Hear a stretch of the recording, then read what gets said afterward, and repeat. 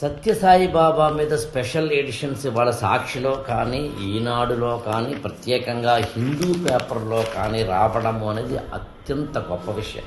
సత్యసాయి బాబాని ఒక నడిచే దైవంలాగా చూసిన ఆయన్ని దైవ సమానంగా ఆయనే దేవుడుగా చూసిన ఒక జనరేషన్ ఆయనకి ట్రస్టుల ద్వారా ఆయన అందించిన అనేక సేవా కార్యక్రమాల ద్వారా ఈ దేశంలోనే కాదు వివిధ దేశాలలో ఆయన యొక్క ఆ పరంపరను అందుకుంటున్న వాళ్ళు కోట్లల్లో ఉన్నారు. నాకు తెలిసినంత వరకు ఈ మధ్య కాలంలో ఇంత డీటెయిల్డ్గా సత్యసాయిబాబా గురించిన వివరాలని అందిస్తూ పత్రికలు రాలేదు.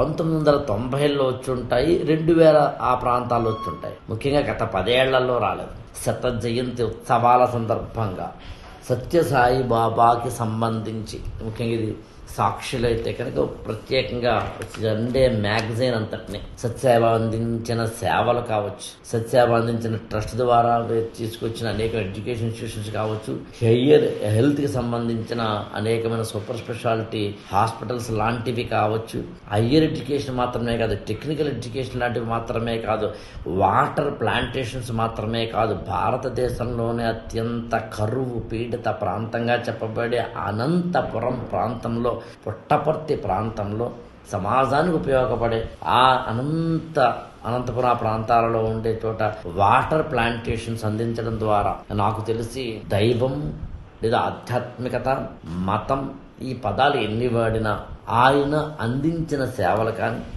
ఆయన చూపించిన మార్గం కానీ, ఆయన అందించిన ఆధ్యాత్మిక పరమైన ప్రసంగాలు కానీ, ఆయన తీసుకొచ్చిన అనేకమైన రెవల్యూషన్స్ కానీ నాకు ఇప్పటికీ ఒకటి గుర్తుంది, అది చెప్పి ముగిస్తానది. వరల్డ్ కప్ చాలా ఉధృతంగా జరుగుతున్న రోజుల్లో to the best of my knowledge మనందరము సినిమా హీరోలను చాలా గొప్పగా చాలా ప్రేమిస్తూ ఉంటాం.